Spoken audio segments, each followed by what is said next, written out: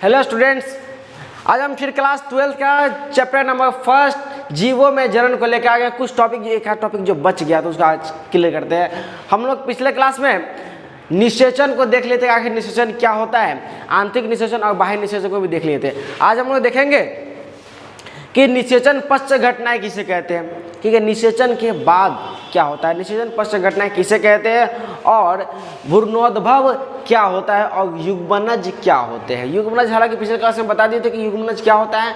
हम लोग युग्मनज, निषेचन पूर्व, निषेचन पश्च घटनाएं और भ्रूणोद्भव को देखेंगे, ठीक है। चलिए स्टार्ट करते हैं। पहला जो हम लोग को देखना है कि निषेचन पश्च घटनाएं, ठीक है।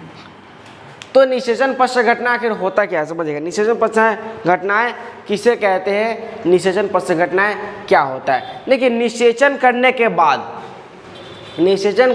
बाद जितनी भी घटनाएं होती है, यानी कि निषेचन, देखिए अगर अंडाणु में शुक्राणु प्रवेश कर गया तो इस क्रिया को हम लोग कहते हैं निषेचन। प्रवेश करने के बाद दो युग्म मिलने के बाद क्या बनते हैं, युग्मनज बनते हैं। युग्मनज जब बनते हैं, ठीक है, और उसके बाद क्या बनता है, युग्मनज से भ्रूण का विकास होता है। भ्रूण का विकास होता है, फिर वो शिशु में तकदीर होता है, शिशु फिर वो जन्म ले लेता है, ठीक है।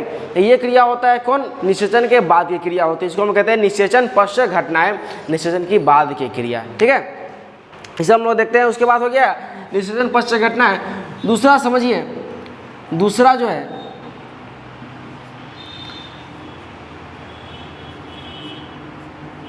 युग्मनज, दूसरा है युग्मनज। देखिए युग्मनज क्या होता है, जब भी दो युग्म आपस में मिलते हैं तो किसी तीसरे युग्म का, किसी तीसरे चीज़ का निर्माण करते हैं, ठीक है। सिंपल चीज़ है, समझिएगा, दो चीज़ को आपस में मिलाएंगे तो किसी तीसरे चीज़ का निर्माण होगा। अब ये समझिएगा, जैसे कि एक गिलास पानी है अथवा चीनी है। अगर चीनी और पानी को मिलाए तो शरबत, मीठा पानी हो जाएगा, ठीक है। ग्लूकोन डी है और पानी है, दोनों को मिला दिए, ग्लूकोन डी पानी एक, तो पीने लायक बन गया, एक अच्छे से मिश्रण, ठीक है। तो क्या होता है कि हमेशा दो चीज मिलाने से किसी तीसरे का निर्माण होता है। तो यहाँ पे क्या होता है, दो युग्म मिले, ठीक है, दो युग्म मिले, एक होता है नर युग्म, नर युग्म जिसे हम लोग कहते हैं शुक्राणु, नर युग्म बोले तो शुक्राणु। एक होता है मादा युग्म, मादा युग्म होते हैं अंडाणु, मादा युग्म अंडाणु। अब ये शुक्राणु है और ये अंडाणु, तो अंडाणु में शुक्राणु प्रवेश कर जाए, इस क्रिया को हम लोग कहते हैं निषेचन। अब ये दो युग्म है, दोनों विपरीत युग्म है, अब दो युग्म आपस में मिल गए तो ये जो तीसरा निर्माण हुआ, तो ये था पहले, ये थे युग्म, समझिएगा इस चीज़ को, ये होते हैं युग्म, और दो युग्म आपस में मिल गए, ठीक है, ये भी युग्म है, ये भी है युग्म, और दो युग्म आपस में मिल गए तो ये जो निर्माण हुआ इसको हम कहते हैं युग्मनज, युग्मनज।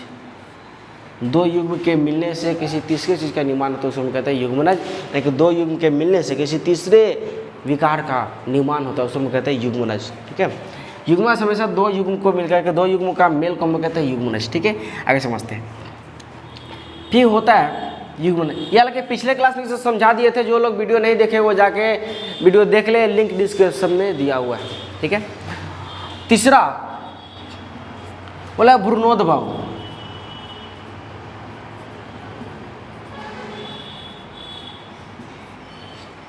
तीसरा क्या होता है, भ्रूणोद्भव। अब भ्रूणोद्भव क्या होती है, चलिए अब भ्रूणोद्भव को समझते हैं। भ्रूणोद्भव होती क्या, सॉरी एक मिनट, सॉरी,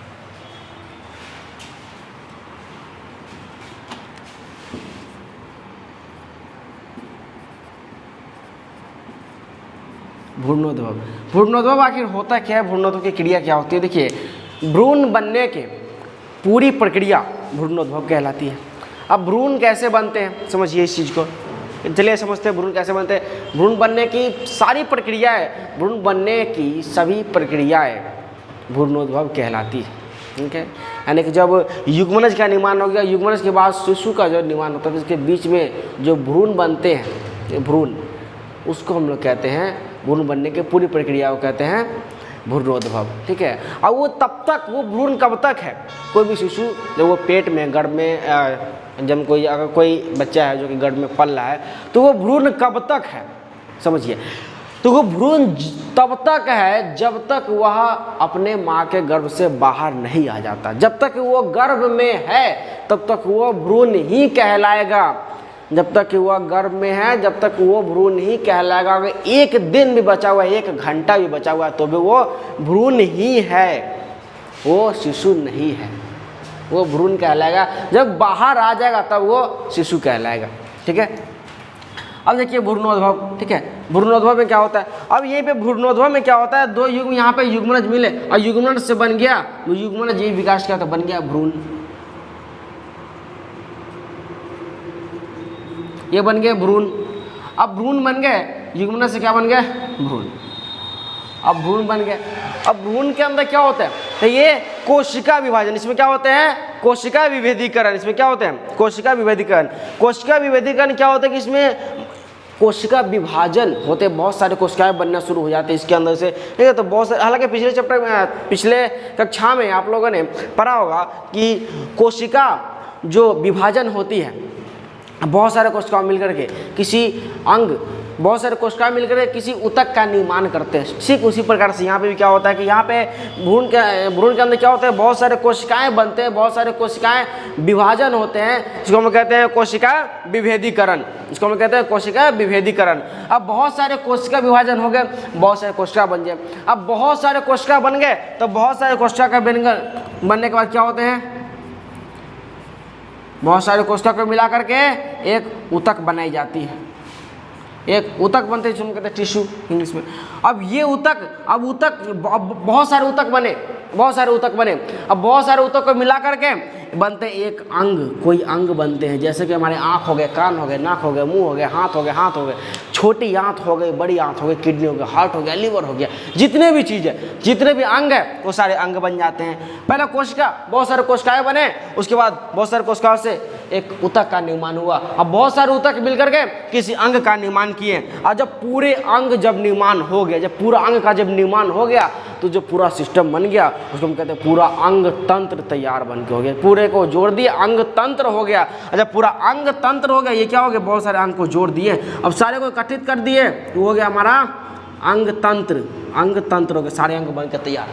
ठीक है, अब बहुत ये अंग तंत्र बन के तैयार हो गए।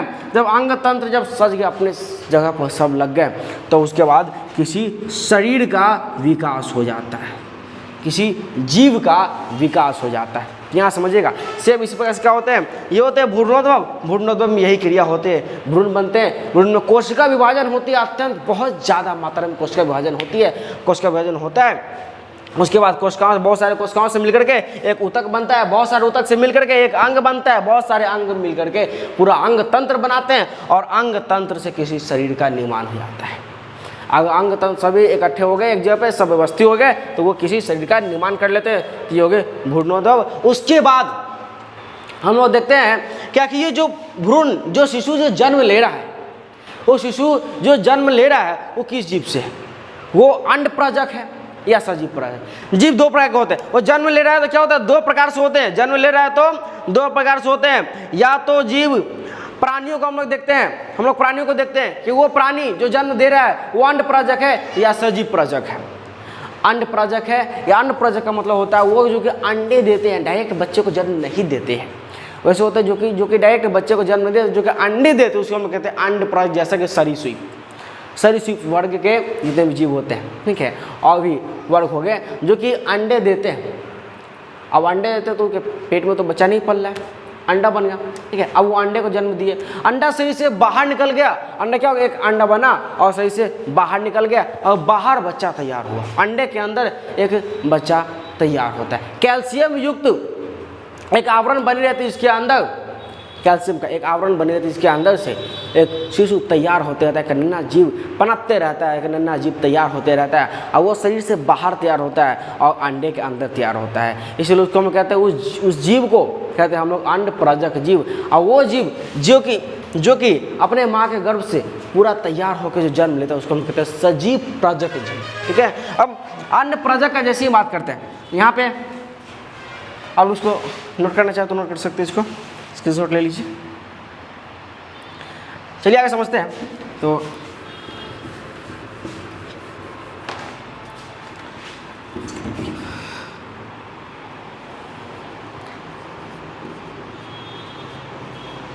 अंड प्रजक और दूसरा होते हैं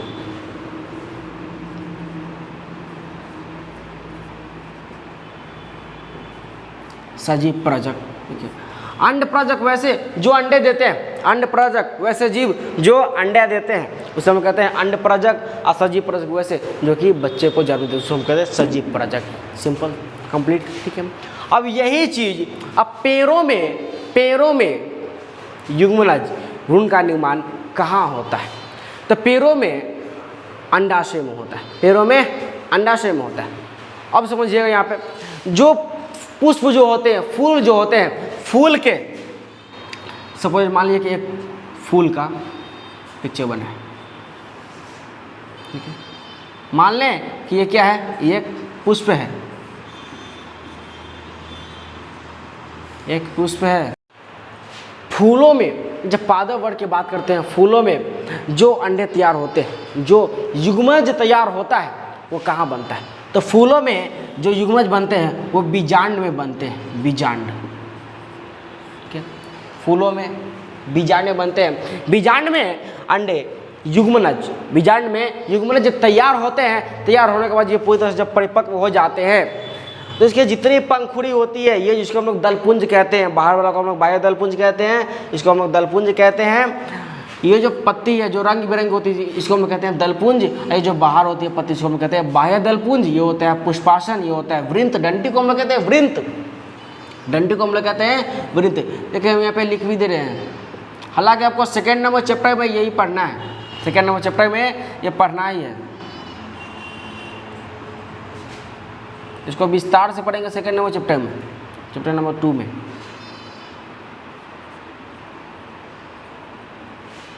पुष्पासन, ये होता है वृंत,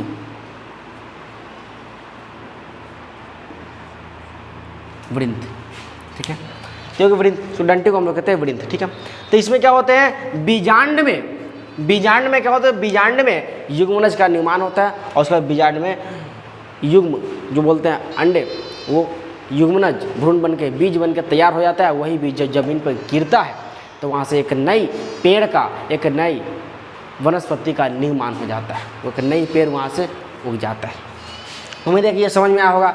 आप लोगों के लिए प्रश्न है तो बताइए, पक्षी अंड प्रजक है या सजीव प्रजक? पक्षी अंड प्रजक है या सिर्फ सजीव प्रजक है? जल्दी आंसर कमेंट कीजिए, पक्षी अंड प्रजक होते हैं या सजीव प्रजक होते हैं। उसके बाद कछुआ एक अंड प्रजक है या सजीव प्रजक है? कछुआ अंड प्रजक है या सजीव प्रजक है? कमेंट कीजिए, जल्दी फटाफट कमेंट कीजिए, हम सबका रिप्लाई देंगे कमेंट में। इनका भी सही होगा हम उस पर मैसेज करेंगे, हम उनका रिप्लाई देंगे। ओके, चलिए, उम्मीद है कि समझ में आया होगा, अच्छा लगा होगा। तो आप लोग का चैप्टर लगभग कंप्लीट हो गया, आप लोग का चैप्टर कंप्लीट हो गया है। हम लोग अगले दिन से स्टार्ट करेंगे अगला चैप्टर। ठीक है, सेकंड नंबर चैप्टर। तो आज के लिए इतना ही, थैंक यू। स्क्रीनशॉट लेना चाहते हो तो ले सकते हैं।